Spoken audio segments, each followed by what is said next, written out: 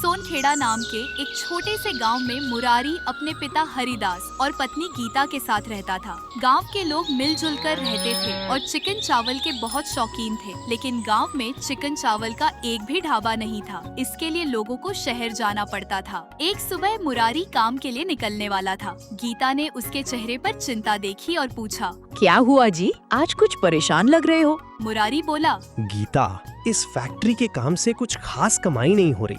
दिन भर मेहनत करता हूँ, फिर भी बस घर का खर्च ही चल पाता है। मैं कुछ बड़ा करना चाहता हूँ। गीता ने कहा, आप जो भी करेंगे अच्छा ही करेंगे, बस कभी हार मत मानना। मेहनत का फल एक दिन जरूर मिलता है। मुरारी मुस्कुराया और बोला, तुम्हारी बात से मुझे हमेशा हिम्मत मिलती है। अच्छा, अब मैं फैक्ट्री के लिए निकलता हूँ। इतना कहकर मुरारी घर से निकलकर गांव की गली से फैक्ट्री की ओर चल पड़ा। मुरारी को अभी नहीं पता था कि आज फैक्ट्री में होने वाली एक छोटी सी बातचीत उसके जीवन की दिशा बदलने वाली है। मुरारी फैक्ट्री पहुंच गया और रोज की तरह अपने काम में लग गया। दोपहर के समय वह थोड़ा आराम करने के लिए एक तरफ खड़ा था। तभी पास में काम कर रहे दो मजदूर आपस में बात करने लगे। पहला मजदूर बोला, यार, अपने गांव में एक चिकन चावल का ढाबा होता तो कितना अच्छा होता। बार बार चिकन चावल खाने के लिए शहर जाना पड़ता है। दूसरा मजदूर बोला, हाँ भाई, कुछ दिन पहले मैं शहर चिकन चावल खाने गया था। पैसे तो बहुत लिए, लेकिन स्वाद बिल्कुल अच्छा नहीं था। अगर हमारे गांव में ही कोई अच्छा चिकन चावल बनाने लगे तो शहर जाने की परेशानी भी खत्म हो जाएगी। पहला मजदूर बोला, बिल्कुल सही कह रहे हो। गांव की मिट्टी और अपने लोगों के हाथ के खाने का स्वाद ही अलग होता है। मुरारी ने उनकी पूरी बातचीत सुन ली। वह कुछ पल चुप रहा और फिर मन ही मन सोचने लगा। जब पूरे गांव को चिकन चावल पसंद है और यहाँ कोई ढाबा भी नहीं है, तो क्यों ना मैं ही चिकन चावल का ढाबा शुरू करूं? मुरारी के चेहरे पर हल्की मुस्कान आ गई। अब उसके मन में एक नया सपना जन्म ले चुका था। शाम को मुरारी काम खत्म करके घर की ओर चल पड़ा। रास्ते भर उसके मन में चिकन चावल का ढाबा खोलने का विचार घूम रहा था। घर पहुँचते ही उसने अपने पिता हरिदास से कहा, पिताजी, मैं आपसे एक बात कहना चाहता हूँ। हरिदास ने पूछा, हाँ बेटा, बोल, क्या बात है?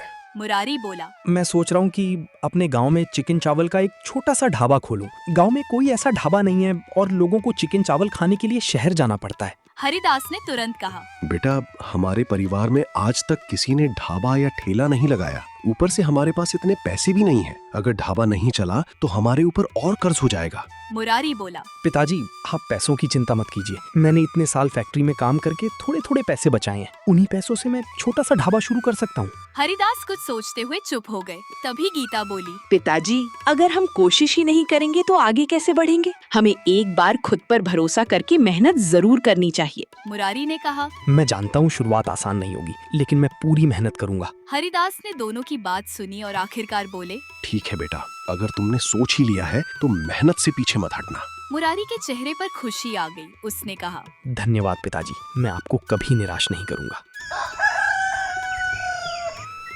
अगली सुबह मुरारी अपने बचाए हुए पैसों के बारे में सोचता हुआ गांव की गली से जगदीश काका के घर की तरफ चल पड़ा। जगदीश काका को खाना बनाने का बहुत अनुभव था और गांव में हर कोई उनकी सलाह को मानता था। मुरारी ने उनके पास पहुंचकर कहा, काका, मैं अपना चिकन चावल का ढाबा शुरू कर रहा हूँ। आप मुझे अपने अनुभव से बताइए कि मैं ऐसा क्या करूँ जिससे लोग बार बार मेरे ढाबे पर आएं। जगदीश काका मुस्कुराकर बोले, बेटा, सिर्फ स्वाद के भरोसे मत रहना। स्वाद अच्छा होना जरूरी है, लेकिन उससे भी ज्यादा जरूरी है कि तू लोगों के साथ ईमानदार रहे। मुरारी ने पूछा, काका, ईमानदारी का खाने से क्या संबंध है? जगदीश काका बोले, बहुत बड़ा संबंध है। अगर तू अच्छी क्वालिटी का सामान इस्तेमाल करेगा, खाने में मिलावट नहीं करेगा और लोगों से प्यार से बात करेगा, तो धीरे धीरे लोगों का भरोसा तुझ पर बन जाएगा। मुरारी ने सिर हिलाकर कहा, काका, मैं आपकी ये बात हमेशा याद रखूंगा। मैं स्वाद के साथ क्वालिटी और ईमानदारी का भी पूरा ध्यान रखूंगा। जगदीश काका ने कहा, बस बेटा, यही सोच रख। मेहनत और ईमानदारी से किया गया काम कभी बेकार नहीं जाता। मुरारी ने मुस्कुराकर कहा, धन्यवाद काका, अब मुझे अपना ढाबा शुरू करने का और भी भरोसा हो गया है। इतना कहकर मुरारी वहाँ से चल पड़ा। मुरारी ने अपनी बचत के पैसों से गांव में एक पुराना छोटा सा ढाबा खरीद लिया। उसने गीता के साथ मिलकर उसकी सफाई की और जरूरी सामान अंदर रख दिया। मुरारी ने बाहर एक छोटा सा बोर्ड लगाया, सोनखेड़ा में चिकन चावल। मुरारी ने बोर्ड को देखते हुए कहा, गीता, अब हमारा अपना काम शुरू हो गया। गीता मुस्कुराकर बोली। हाँ जी, बस अब मेहनत और ईमानदारी से काम करते रहिए। उसी समय वहाँ से गुजर रहे दो गांव वालों ने नया ढाबा देखा। पहला आदमी बोला, देखा भाई, कल तक मुरारी फैक्ट्री में मजदूरी करता था और आज खुद ढाबे का मालिक बन गया। दूसरा आदमी बोला, ढाबा चलाना इतना आसान थोड़ी है। गांव में पहले से नरेश का ढाबा है, फिर इसके पास कौन आएगा? पहला आदमी बोला। सही कह रहे हो, कुछ दिनों में जब ढाबा खाली रहेगा तब मुरारी को समझ आएगा कि उसने क्या गलती की है। मुरारी ने उनकी बातें सुन ली, लेकिन उसने किसी को जवाब नहीं दिया। वह बस मुस्कुराकर अपने काम में लगा रहा। मुरारी को लोगों की बातों से कोई फर्क नहीं पड़ा। उसे खुद पर भरोसा था और वह अपने काम को पूरी मेहनत से शुरू करना चाहता था। उधर गांव में नरेश का पहले से ही एक ढाबा था। वह चिकन चावल नहीं बल्कि कढ़ी चावल बेचता था। उसका ढाबा काफी समय से चल रहा था, लेकिन नरेश को अपने अलावा किसी और का ढाबा बिल्कुल पसंद नहीं था। नरेश को जब पता चला कि मुरारी ने नया ढाबा खोल लिया है तो वह गुस्से में पकिया के पास गया। नरेश ने कहा, पकिया, ये मुरारी की इतनी हिम्मत कि मेरे इलाके में ढाबा खोल लिया। कल तक फैक्ट्री में मजदूरी करता था और आज मेरे सामने ढाबा लगाएगा। पकिया बोला। हाँ मालिक, आप चिंता मत करो, मैं उसे ऐसी भाषा में समझाऊंगा कि वो अपना ढाबा समेटकर चलता नजर आएगा। नरेश ने कहा, उसे जल्दी समझा दे कि यहाँ पहले से मेरा ढाबा है। अगर उसने मेरी बात नहीं मानी तो उसका ढाबा ज्यादा दिन नहीं टिकेगा। पकिया ने कहा। मालिक, एक बार धमकी मिलते ही वो खुद समझ जाएगा किससे पंगा लिया है। अगले ही पल पकिया मुरारी के ढाबे की तरफ चल पड़ा। कुछ देर बाद पकिया मुरारी के सामने खड़ा था। पकिया ने गुस्से में कहा, ओ मुरारी, ये अपना छोटा सा ढाबा बंद कर और यहाँ से चलता बन। इस गांव में पहले से नरेश भाई का ढाबा है। मुरारी शांत रहा और बोला, पकिया भाई, मैं किसी का काम बंद नहीं कर रहा, मैं मेहनत करके अपना काम कर रहा हूँ। ये गांव सिर्फ नरेश जी का नहीं, हम सबका है। जो चाहे यहाँ अपना काम कर सकता है। पकिया गुस्से में बोला। तू मुझे ज्यादा ज्ञान मत दे, तू ढाबा बंद करेगा या नहीं? मुरारी ने कहा, नहीं, मैं अपना ढाबा नहीं हटाऊंगा। पकिया गुस्से में वहाँ से चला गया।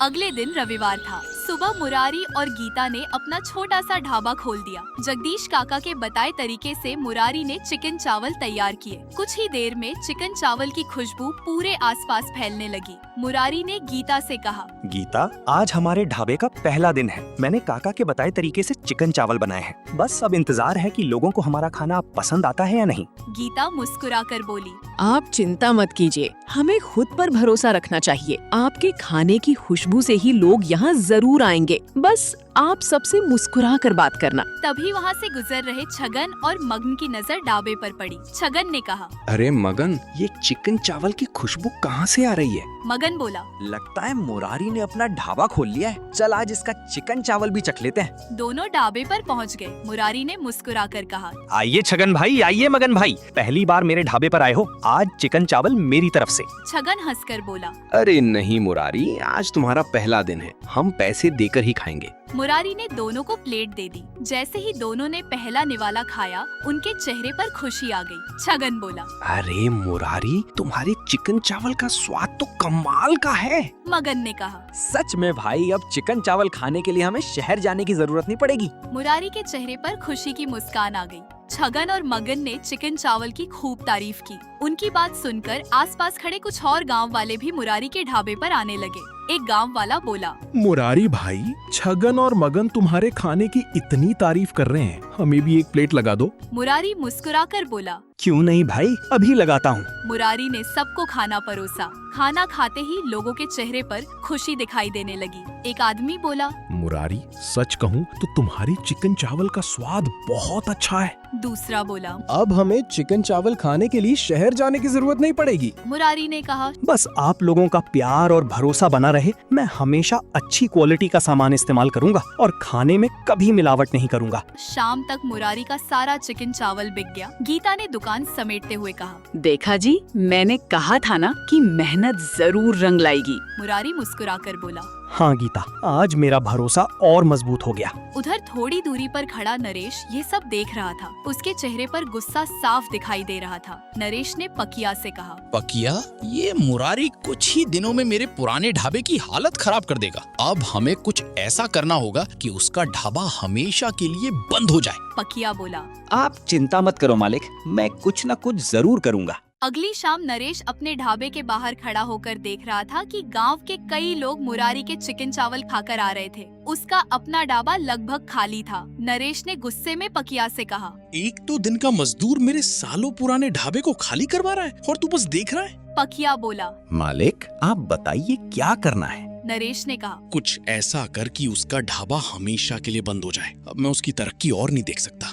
पकिया ने कुछ देर सोचा और बोला, मालिक आप चिंता मत करो, आज रात मैं ऐसा काम करूंगा कि गांव वाले उसके ढाबे के पास जाना भी पसंद नहीं करेंगे। नरेश ने कहा। बस ध्यान रखना, किसी को पता नहीं चलना चाहिए कि ये सब हमने किया है। पकिया बोला, आप मुझ पर भरोसा रखो, कल सुबह तक मुरारी का ढाबा देखकर पूरा गांव हैरान रह जाएगा। अगली सुबह मुरारी हमेशा की तरह अपने ढाबे की तरफ चलकर पहुंचा। जैसे ही उसने ढाबे के सामने का नजारा देखा, वह अचानक रुक गया। ढाबे के सामने बहुत सारा कचरा पड़ा था और चारों तरफ गंदगी फैली हुई थी। वहाँ से तेज बदबू भी आ रही थी। मुरारी ने परेशान होकर कहा, हे भगवान, ये सब क्या हो गया? मैंने किसी का बुरा नहीं किया, फिर मेरे साथ ऐसा क्यों हुआ? उसकी आंखों में आंसू आ गए। तभी गीता भी वहाँ पहुँच गई। उसने मुरारी को देखा और बोली, आप इतना दुखी मत होइए, जिसने भी ये किया है उसका मकसद यही है कि हम डर कर अपना ढाबा बंद कर दें, लेकिन हम ऐसा नहीं करेंगे। मुरारी कुछ देर तक ढाबे के सामने खड़ा कचरे को देखता रहा। उसके चेहरे पर चिंता साफ दिखाई दे रही थी। मुरारी ने कहा, गीता, हमारी सारी मेहनत खराब हो गई। अब इस गंदगी के बीच कौन हमारे ढाबे पर खाना खाने आएगा? गीता ने हिम्मत देते हुए कहा, आप चिंता मत कीजिए, हमें पता है कि कोई हमसे जलता है और यही चाहता है कि हम अपना ढाबा बंद कर दें। मुरारी बोला, लेकिन हमने किसी का क्या बिगाड़ा है? हम तो बस मेहनत करके अपना काम कर रहे हैं। गीता ने कहा, आपने किसी का कुछ नहीं बिगाड़ा, लेकिन अगर आज हम हार गए तो जिसने ये किया है उसका हौसला और बढ़ जाएगा। हमें ये कचरा साफ करना होगा और फिर से शुरुआत करनी होगी। तभी वहाँ जगदीश काका भी आ गए। उन्होंने मुरारी से कहा, बेटा, इतनी सी परेशानी देखकर पीछे मत हट। अगर तेरे खाने का स्वाद अच्छा है और तू ईमानदारी से काम करता है तो लोग दोबारा जरूर आएंगे। मुरारी ने काका की बात सुनी और बोला, काका, आप सही कह रहे हैं, मैं हार नहीं मानूंगा। गीता ने कहा, तो चलिए देर किस बात की, पहले ये कचरा साफ करते हैं। मुरारी और गीता ने मिलकर ढाबे के सामने की सारी गंदगी साफ करना शुरू कर दिया। जगदीश काका भी उनकी मदद करने लगे। कुछ देर बाद ढाबा फिर से साफ दिखाई देने लगा। मुरारी ने राहत की सांस लेते हुए कहा, अब चाहे कोई कितनी भी कोशिश कर ले, मैं अपना काम बंद नहीं करूंगा। जगदीश काका मुस्कुराकर बोले।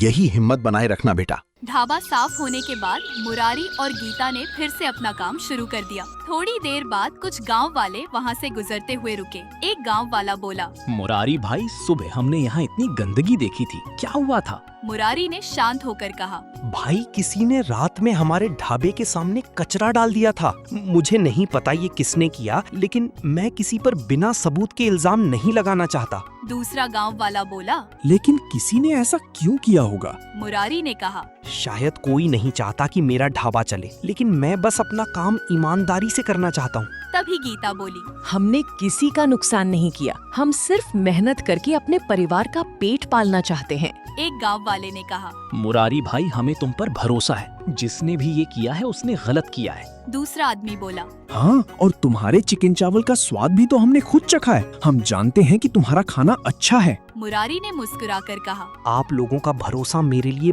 बहुत बड़ी बात है। मैं आपको कभी शिकायत का मौका नहीं दूंगा। कुछ ही देर में गांव वाले फिर से मुरारी के ढाबे पर चिकन चावल खाने लगे। मुरारी की मेहनत और अच्छे व्यवहार की वजह से गांव वालों का भरोसा पहले से भी मजबूत हो गया। धीरे धीरे उसका ढाबा आसपास के गांवों में भी मशहूर होने लगा। लेकिन नरेश को मुरारी की बढ़ती तरक्की बिल्कुल पसंद नहीं आ रही थी। कुछ दिन बीत गए। मुरारी का ढाबा अब पहले से भी ज्यादा चलने लगा था। आसपास के गांवों से भी लोग उसके चिकन चावल खाने आने लगे थे। यह देखकर नरेश और ज्यादा परेशान हो गया। एक शाम वह अपने ढाबे के बाहर पकिया के साथ खड़ा था। नरेश ने गुस्से में कहा, पकिया, मैंने उसे डराने की कोशिश की, उसके ढाबे के सामने कचरा भी डलवाया, लेकिन मुरारी फिर भी नहीं रुका। पकिया बोला, मालिक, सच में मुरारी किसी बात से डर ही नहीं रहा। नरेश ने कुछ देर सोचकर कहा, अब मैंने आखिरी चाल सोच ली है, मैं मुरारी के खिलाफ झूठी शिकायत करूंगा। पकिया ने पूछा, लेकिन शिकायत किस बात की करेंगे? नरेश बोला। हम कहेंगे कि उसके ढाबे में खराब सामान इस्तेमाल हो रहा है।